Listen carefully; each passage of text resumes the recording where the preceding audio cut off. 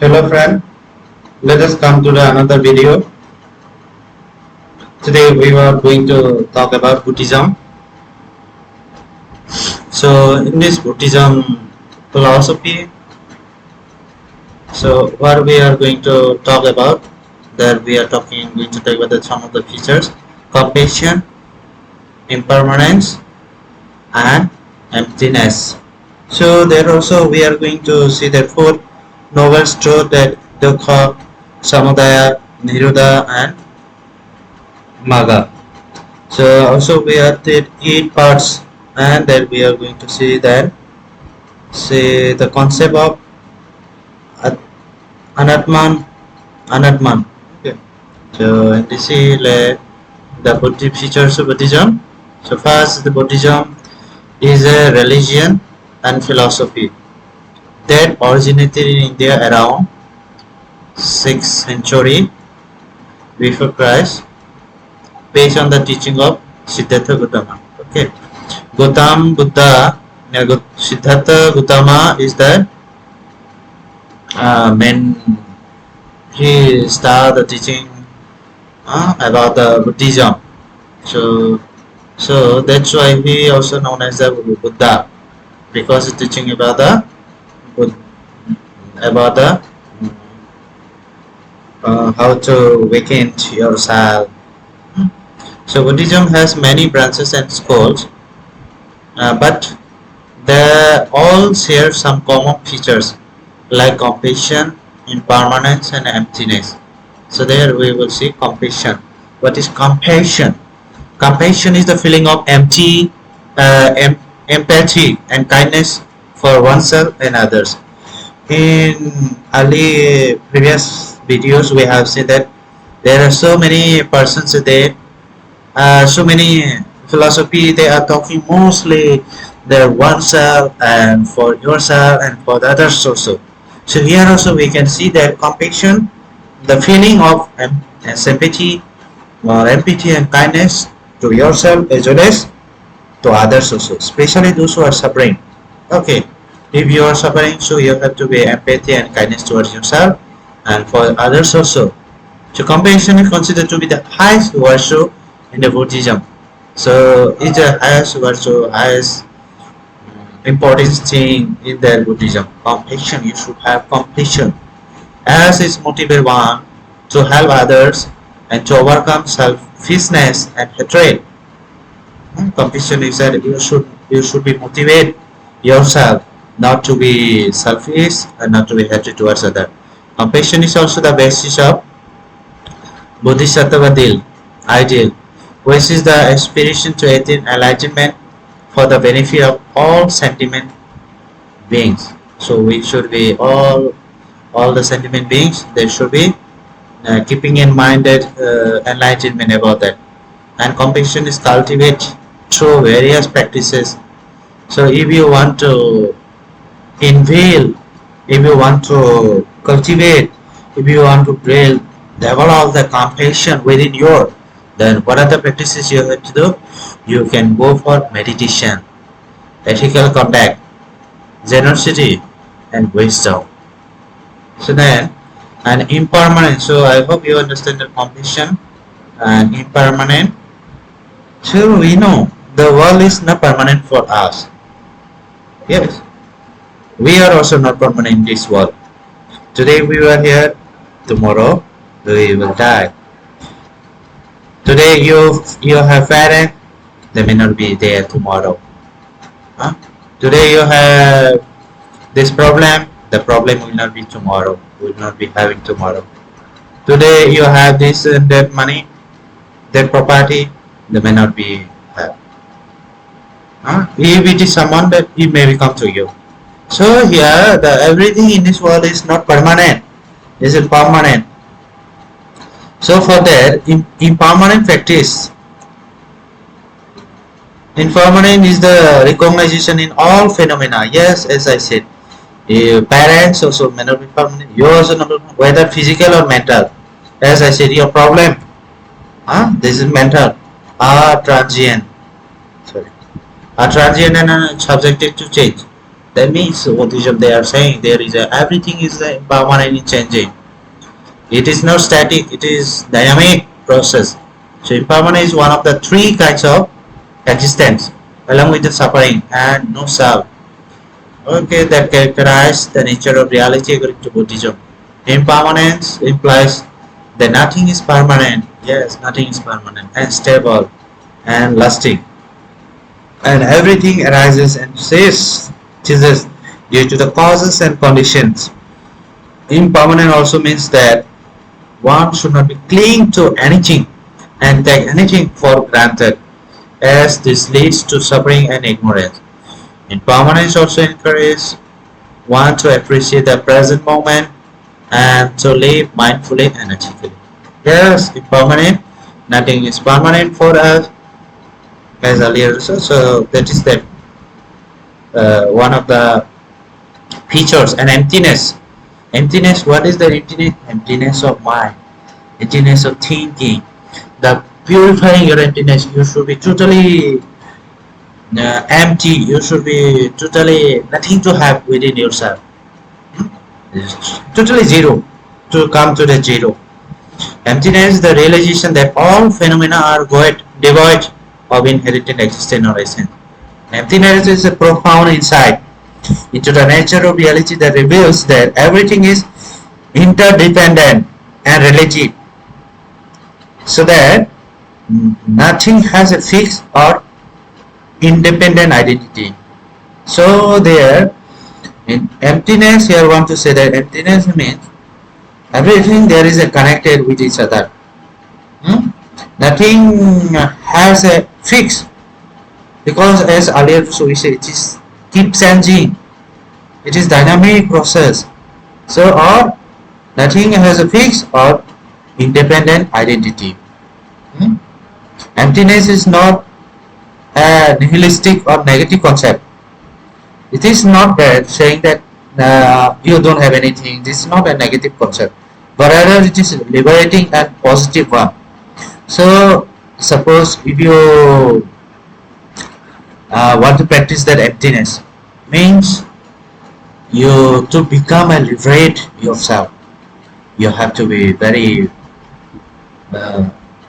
throw everything problem, everything you have to throw. That means you are in emptiness now. As it freed one from the attachment. Yes, it's saying attachment. You should be free from the attachment, delusions and suffering. The emptiness also allows one to see the things as they are, without imposing one's own concept or projection on them. You don't have any that projection or preconcept about that. Emptiness is attained through wisdom and meditation. So emptiness, it is only possible when you do meditation, when you have enough wisdom about the things, and it's expressed through compassion and skill means. So next slide. Let's see that there is a four noble truths according to the teaching of the Buddhism. The dukkha means a suffering, dissatisfaction and uncease. It is the first noble truth that states that all the conditioned phenomena are inherently unsatisfactory and impermanent, and that all the sentient beings experience some form of dukkha in their lives. So as we are human beings, see, from the when you are kids, when you are baby, you are crying for having something. When you are a child, you want to have something, which sometimes you are not fulfilled those desire, and when you are gradually and slowly become that, there you are feeling suffering. If you are not satisfied, if you are not fulfilled those things. So here inherently it said that dukkha we will have in our life. We have to experience as we are having our life. We have to be all these things. We have to be experienced, whether it is sweet or bitter. As some say, there is a saying that life is sweet and bitter. The sweet you have to taste, the bitterness also you have to taste. That means we're saying indirectly saying the dukkha. And samudaya means origin, cause, and combination. It is the second noble truth that the main cause of dukkha is tanaha, which means craving, desire, attachment. Yes, when you want to have something, when you're desiring to get something, craving or attachment, obviously those source of that cause of dukkha will come to you. Tanaha is the thirst for sensual pleasure. There is a song, Hindi song, Tanahai Tanahai. Hmm? So here we can see Tanaha is the second thirst. You want to have this pleasure, this existent, whether it is existent or non-existent.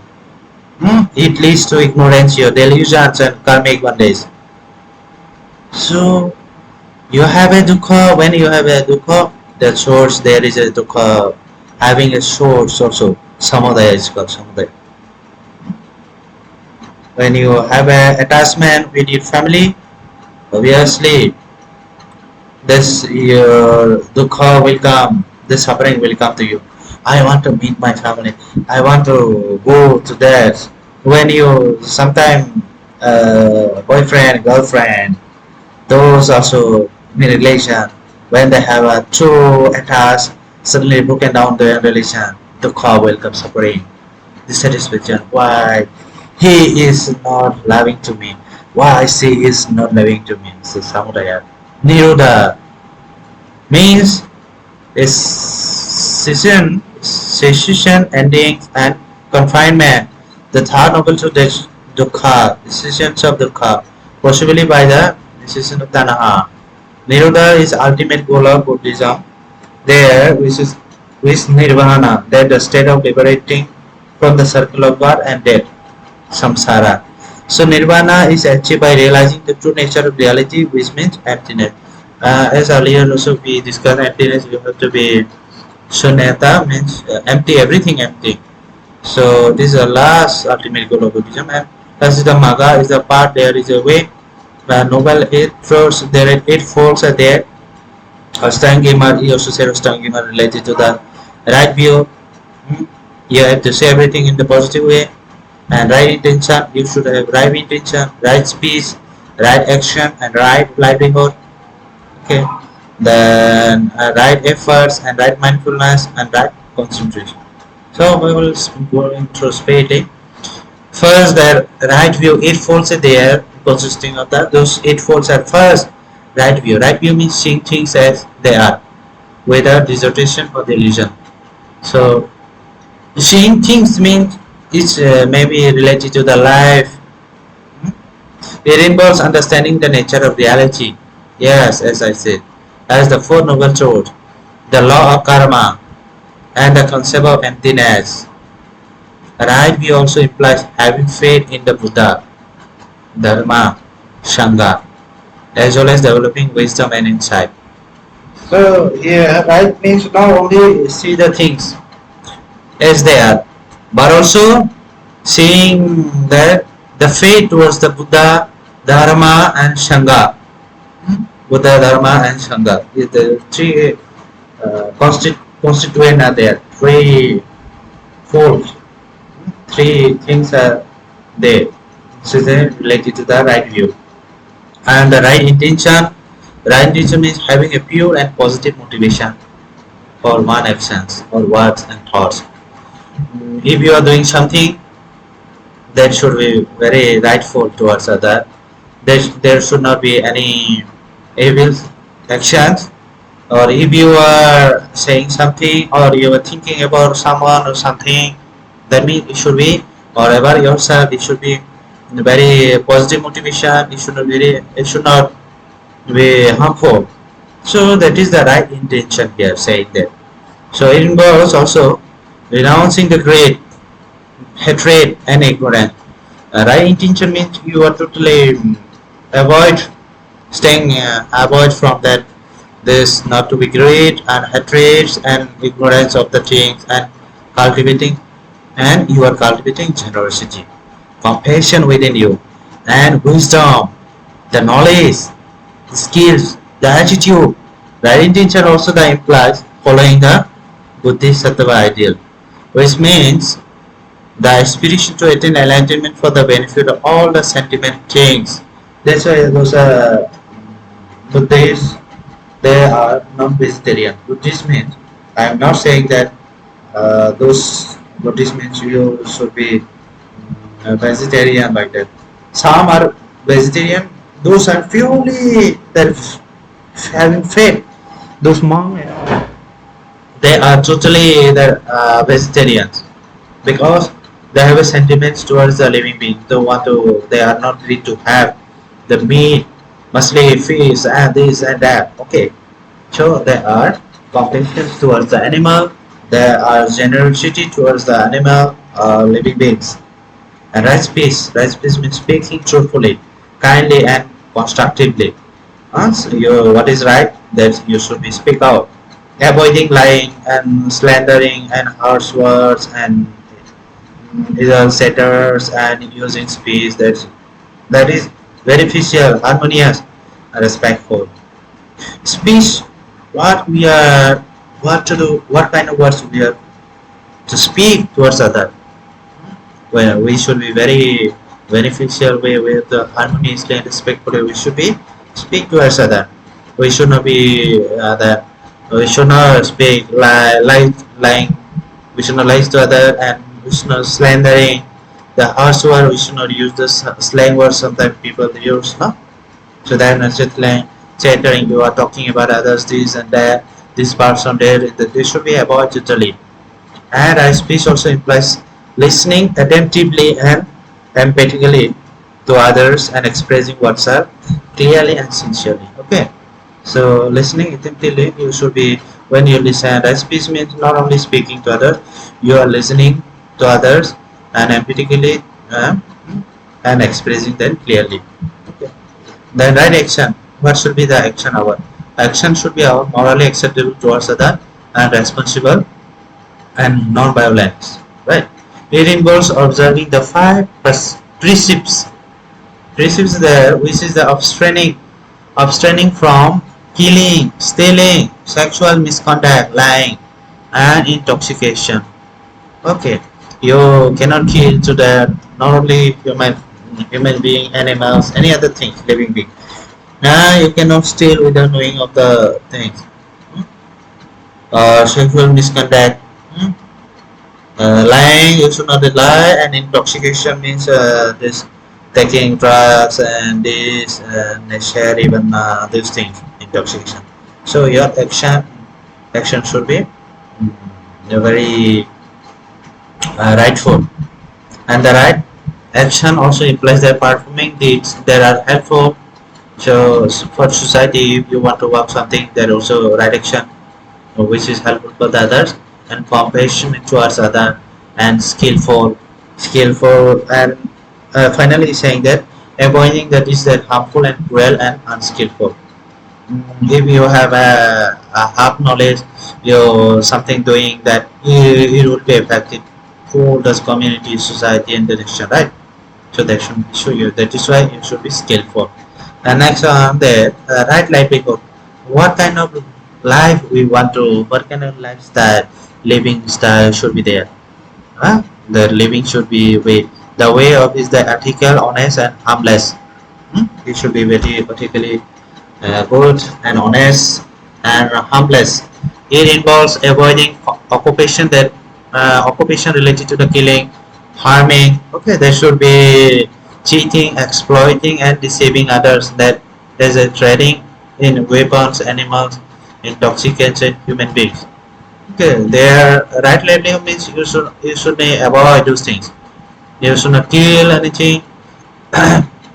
Now questions, so many questions came now. Some are chicken sellers. Now they have to kill every day chicken that no? If you are the any other animals the cow, if you are selling your cow meat, the mutton, beef, whatever, then you have to kill the particular animals. So this is also not right way livelihood, but it is like Antigone. antagonist going to the opposite. Now, once you are in the on the way to the Buddhism, so you should be avoid and harming and cheating, taking money from others, and not returning back, and exploiting. Exploiting means you like the person should be do, and you are giving work more and more according to your wish, and deceiving others, right? And trading the weapons. If you're selling an international border side, you were selling the weapons, animals, and intoxication things, drugs, this, that, that, what else? I don't know. If you are human trafficking, this also not under the right livelihood. Totally against. It should be avoided. So right livelihood also implies that choosing a profession. That profession should be very compatible with one values and talent, and that contribute the welfare of oneself and others. So the profession which you are going to choose, they should not be related to the trading weapons, animals, selling animal, nano intoxication things, sellings, and human trafficking, those things. Okay, right efforts. Efforts your that prayers, you're trying and trying. They should be very acceptable for applying oneself diligently and energetically to the practices of the dharma, and that involves cultivating wholesome states of a mind and abandoning unwholesome state of the mind. So what is the you be trying something that should be acceptable by all others, and in your mind also you can accept it like that you should do. And right effort also implies the balancing one physical and mental energy. Okay. And they're also saying the laziness and agitation and maintaining enthusiasm and perseverance means there you should not be very lazy. I cannot do this. I should not do that. I should be against sometime, against parents, against institution, against my friends, institution. So this should not be. This should be totally avoid, and also maintain enthusiasm. You should be having yes, I will do this and that. Yes, I'm always ready and perseverance. You're trying and trying this mentality. You should have perseverance with it and right mindfulness means beware of one body, feelings, mind, and phenomena in the present moment. It involves observing one own experience objectively and impartially, without attachment or aversion. So mindfulness there, you should be body and mind and feeling about that. In the present moment, you should be always aware that I'm in the present moment. The rightfulness also simply developing the concentration and clarity of mind as well as insight into the nature of reality. Okay, there is you should be very concentration on the things, no? And the next one is the concentration means that focusing on one single object and subject with stability and calmness. It involves practicing various type of meditation technique that leads to different levels of mental absorption or samadhi, those things. And next, the last is the concept of Anatman. Anatman is the doctrine of no self that denies the existence of permanent and independent self. Okay, so it is one of the core teaching of Buddhism. It is distinguished from other spiritual traditions that affirm the existence of self or soul that is in Hinduism. Means in Hinduism we are saying the self there is a soul, but in the Anatman they are saying there is no self. Hmm.